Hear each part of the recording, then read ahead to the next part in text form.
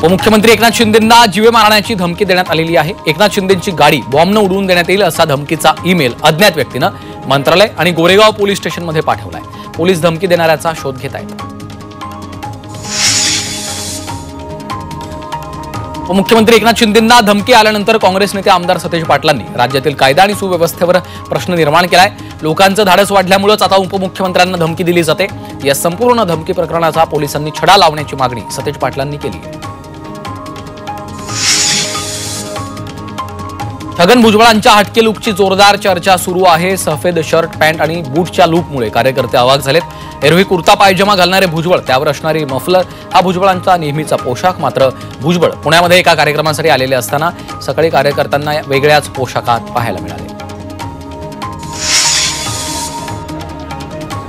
प्रदूषणकारी tyre कंपन्यांविरोधात Ganesh Naik आक्रमक झाले। जनता दरबारादरम्यान नाईकांनी फोनवरून अधिकाऱ्यांना सुनावलं। नियमाचा भंग केल्यास कारखाने बंद करण्याचे निर्देश त्यांनी दिलेत, तर कारवाई करून अहवाल सादर करण्याचेही आदेश गणेश नाईकांनी दिले। छत्रपती शिवाजी महाराजांच्या किल्ल्यांवरील सर्व अतिक्रमण हटवण्याचा निर्णय राज्य सरकारनं घेतलाय। त्यासाठी टास्क फोर्स स्थापन केल्याची घोषणा मुख्यमंत्री फडणवीसांनी केली आहे। तर गड किल्ल्यांवर येणाऱ्या पर्यटकांना सोयी सुविधा उपलब्ध करून देण्याच्या सूचनाही देण्यात आल्या। यवतमाळ जिल्हा कृषी कार्यालयामध्ये तोडफोड केल्याप्रकरणी तब्बल 8 वर्षांनी मनसेचे नेते राजू उंबरकर यांच्यासह 8 पदाधिकाऱ्यांची निर्दोष मुक्तता झाली आहे। 8 मनसे पदाधिकाऱ्यांना अटक झाली होती। या प्रकरणामध्ये जिल्हा न्यायालयाने या प्रकरणाची अंतिम सुनावणी वेळी हा निर्णय दिला। मुख्यमंत्री लाडकी बहीण योजनेत जवळपास 83% लाभार्थी महिला विवाहित आहेत, तर 11.8% अविवाहित महिला आहेत, तर विधवा महिलांचा वाटा 4.4% आहे।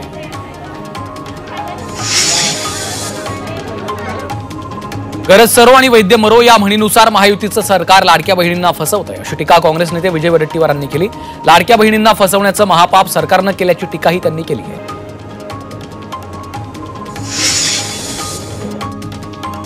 सोन्या चांदीच्या दरात पुन्हा प्रचंड वाढ झाली आहे। सोन्या चांदीनं आतापर्यंतचा सर्वाधिक दर गाठलाय। सोनं 90,000च्या उंबरठ्यावर, तर चांदी 1,02,000 रुपये प्रति किलो झाली।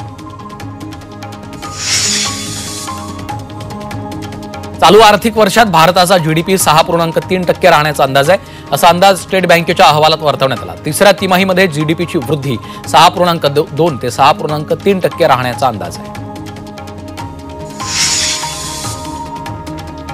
यंदाच्या आर्थिक वर्षात भारतीयांना 9.2% पगारवाढ मिळणार आहे। एऑन पीएलसी या सेवा भागातील कंपनीच्या अंदाजानुसार यंदा जागतिक अस्थिरता असतानाही 9.2% पगारवाढ मिळण्याची शक्यता असल्याचं स्पष्ट झालंय। या कंपनीनं 1400 कंपन्यांचा डेटा वापरून हा अंदाज व्यक्त केलाय। रिझर्व्ह बँकेनं ग्राहकांच्या सोयीसाठी नवं मोबाईल ऍप्लिकेशन लॉन्च केलं। आरबी डेटा असं या ऍप्लिकेशनचं नाव आहे। 1000हून अधिक आर्थिक शृंखलांचे आकडे या ऍपवर उपलब्ध असणार आहेत। हे आकडे डाउनलोड देखील करता येणार आहेत।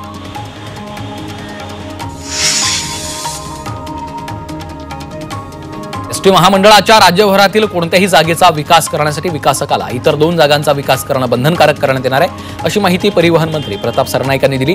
याआधी काढण्यात आलेला निविदा रद्द करून नव्यानं पुन्हा एकदा निविदा प्रक्रिया राबवण्यात येणार असल्याचं त्यांनी सांगितलंय।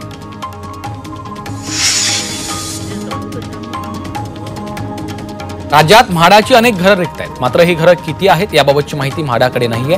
त्यामुळे या रिक्त घरांचं सर्वेक्षण करून अहवाल सादर करण्याचे आदेश म्हाडाचे उपाध्यक्ष संजीव जयस्वाल यांनी अधिकाऱ्यांना दिले।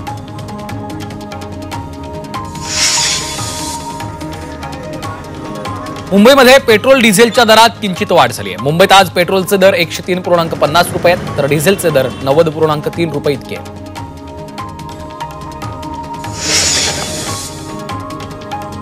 महाराष्ट्र पोलीस क्रीडा स्पर्धा ठाणे शहरात आयोजित केल्या जाणार आहेत। 22 फेब्रुवारी ते 1 मार्च पर्यंत स्पर्धांचं आयोजन केलंय।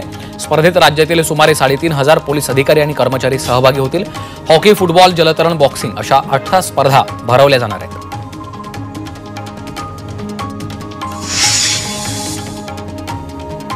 16 महिन्यांपासून बंद असलेलं रवींद्र नाट्य मंदिर अखेर खुलं होणार आहे। 28 फेब्रुवारीला रवींद्र नाट्य मंदिर रसिकांच्या सेवेत रुजू होणार आहे। कलाकार आणि प्रेक्षकांची सुविधा लक्षात घेता नाट्यगृहाचा कायापालट करण्यात आलेला आहे। गेली 16 महिने नाट्यगृह आणि अकादमीचं काम सुरू होतं।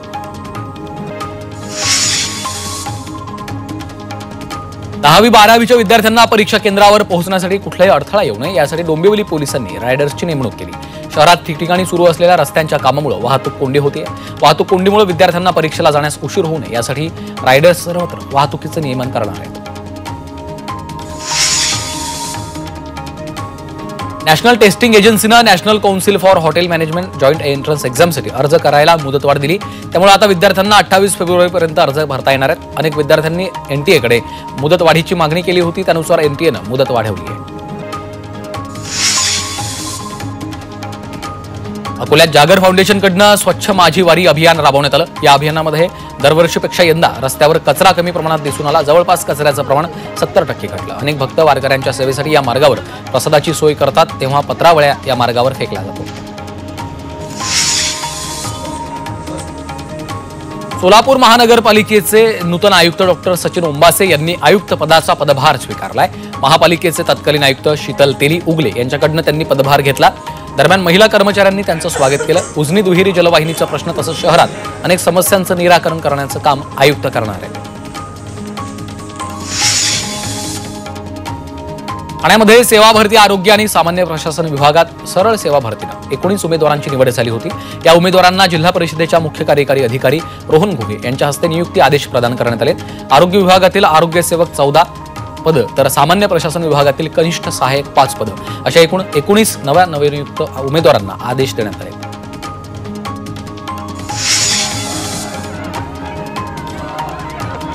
बीडच्या माजल गावातील बाळू ताकत हा तरुण गेल्या 13 वर्षांपासून सामुदायिक विवाह सोहळा आयोजित करतो. आतापर्यंत 594 मुला-मुलींचे विवाह त्यानं लावलेत.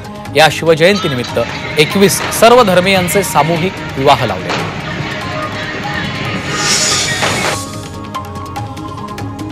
सोलापुरात शिवजयंतीनिमित्त संभाजी आरमार संघटनेकडनं पालखी सोहळ्याचं आयोजन करण्यात आलं. यावेळी डीजेच्या तालावर तरुणांनी ठेका धरला, तर टाळ मृदंगाचा गजर करत पारंपरिक वाद्यांच्या गजरात शिवरायांचा पालखी सोहळा संपन्न झाला. दरम्यान यावेळी दांडपट्ट्याचं सादरीकरणही करण्यात आलं. पालकमंत्री नितेश राणे यांनी भराडी देवीच्या जत्रेचा आढावा घेतला. यावेळी प्रशासनातील सर्व विभागातील अधिकारी उपस्थित होते. यात्रेसाठी 2 दिवस शिल्लक असून आंगणे कुटुंबीय आणि जिल्हा प्रशासनानं जय्यत तयारी केली आहे. कोणत्याही प्रकारचे अनुचित प्रकार घडू नये यासाठी नितेश राणेंनी प्रशासनाला कायदा सुव्यवस्थेसंदर्भात सूचना दिल्या.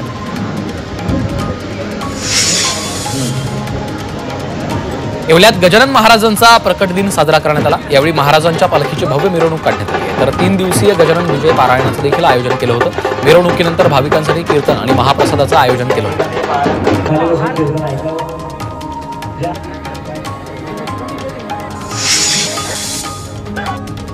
संभाजीनगर शहरातनं बुधवारी काढण्यात आलेल्या शिवजयंती मिरवणुकीत काही अतिउत्साही कार्यकर्त्यांनी छत्रपती शिवाजी महाराजांसोबत चक्क कुख्यात गँगस्टर लॉरेन्स बिश्नोईचे फलक झळकवले. धर्मो रक्षती रक्षितः असा मजकूर त्यावर लिहिला होता. त्यामुळे आता नवा वाद होण्याची शक्यता आहे. कोल्हापुरात ड्रग्ज विक्री करणाऱ्या टोळीला अटक करण्यात आली आहे. यात एका महिलेसह 4 समावेश आहे. त्यांच्याकडनं 17 लाखांचा मुद्देमाल जप्त करण्यात आला. या आरोपींकडनं एमडी ड्रग्ज 1.25 किलो गांजा जप्त केला.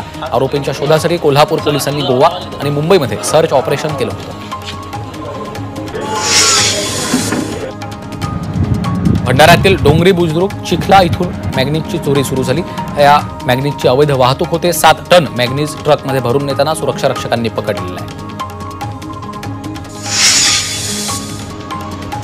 पिंपरी चिंचवडच्या दापोडी परिसरात दहशत माजवण्यासाठी गाड्यांची तोडफोड करणाऱ्या आरोपींची धिंड काढण्यात आली.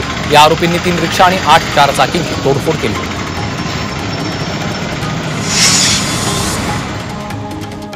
चंद्रपूर जिल्ह्यात पोलीस अवैध ड्रग्ज आणि मद्य विक्री विरोधात धडक कारवाई करतायत.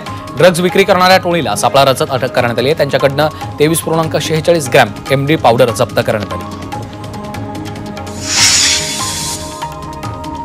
पोलिसांचा गणवेश घालून तरुणाला लुटणाऱ्या तोतयाला पनवेल पोलिसांनी अटक केली आहे. तरुणाला बोलण्यात गुंतवून त्याच्या गळ्यातील सोन्याची चेन काढून संबंधित आरोपी पसार झाला होता.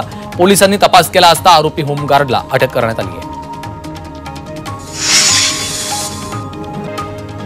शिवसेना पदाधिकारी अशोक धोडी अपहरण आणि हत्या प्रकरणाला 1 महिना पूर्ण झालाय. मात्र अद्याप मुख्य आरोपी फरार आहे. या प्रकरणातील मुख्य आरोपी अविनाश धोडी घोलवडच्या वेवझी पोलीस चौकीतनं पसार झाला होता. आरोपीला लवकरात लवकर अटक करण्याची मागणी धोडी कुटुंबीय करत आहेत.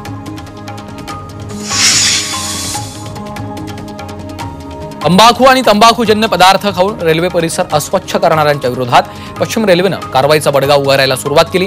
2383 प्रकरणातनं 6 लाख रुपयांचा दंड वसूल करण्यात आला. रेल्वे परिसर स्वच्छ राहावा यासाठी प्रशासनाकडनं खबरदारीच्या उपाययोजना केल्या जात आहेत. मुंबई गुन्हे शाखेनं कारवाई करत दादरमध्ये 10 कोटींचं एमडी ड्रग्ज जप्त केलं. दया नाईक यांच्या पथकाची ही कारवाई आहे. यामध्ये दोघांना अटक करण्यात आली आहे. एक आरोपी पश्चिम बंगालचा असल्याची माहिती आहे. राज्यात एप्रिल 2019 नंतर नोंदणी झालेल्या वाहनांवर हाय सिक्युरिटी नंबर प्लेट नसल्यास त्यांच्यावर कारवाई होणार आहे. राज्य परिवहन आयुक्त कार्यालयानं याबाबतचे आदेश दिलेत. तर 18 फेब्रुवारी ते 15 मार्च दरम्यान विशेष तपासणी मोहीम देखील राबवण्यात येणार आहे. नाशिक महापालिकेत 579 कोटींची घरपट्टीची थकबाकी आहे. या प्रकरणी 14,000 थकबाकीदारांना नोटीसा पाठवण्यात आल्यात. महापालिकेतल्या अपुऱ्या मनुष्यबळामुळे वसुलीवर सध्या परिणाम होतोय. तर थकबाकीचे पैसे न भरल्यास मिळकती जप्त करण्याची कारवाई सुरू आहे. कोल्हापूर महानगरपालिकेनं समान पाणी वाटपाचं धोरण अवलंबलंय. कोल्हापूर शहरवासियांना वेळेवर समान दाबानं पाणी मिळावं यासाठी मॅनिफोल्ड हा नवा प्रकल्प राबवण्यात येतोय. शहरातील चंबुखडी पाण्याच्या टाकी परिसरात मॅनिफोल्डची यंत्रणा बसवण्याचं काम सुरू आहे. मुंबईतील इराणी कॅफेवर मुंबई महानगरपालिकेकडनं होणारी कारवाई थांबवा आणि या कॅफेंना हेरिटेज दर्जा द्या अशी मागणी माजी नगरसेवक मकरंद नार्वेकरांनी केली. वाढत्या प्रदूषणामुळे मुंबईतील कॅफे, ढाबे, बेकरी तसंच हॉटेल्समधील कोळसा आणि लाकडाच्या भट्ट्यांवर निर्बंध आणलेत. अशा भट्ट्या बंद न करणाऱ्यांवर मनपानं कारवाई सुरू केली आहे. यामध्ये अनेक इराणी कॅफेचाही समावेश आहे. ठाणे जिल्ह्याला पुरेसा पाणी पुरवठा व्हावा यासाठी पालिकेनं अतिरिक्त पाणी पुरवठ्याची मागणी केली आहे. इतर स्रोतांद्वारे म्हणजेच सूर्या, देहरेज, स्टेम आणि MIDC कडनं वाढीव पाण्याची मागणी ठाणे मनपानं केली. दरम्यान पाणी पुरवठा वाढवण्यासाठी या 4 स्रोतांद्वारे 300 दशलक्ष लिटर पाणी शहराला देण्याच्या हालचाली सुरू आहेत. ठाणे शहराला लोकसंख्येच्या मानानं पुरेसा पाणी पुरवठा होत नसल्याचा दावा ठाणे महानगरपालिकेनं केला. त्यामुळे काही भागांमध्ये पाण्याची भीषण टंचाई जाणवते. उन्हाळ्यात तर शहराला पाणी देणं देखील कठीण होतं. टँकरनं पाणी पुरवठा करावा लागतो असा दावा पालिकेनं केला आहे.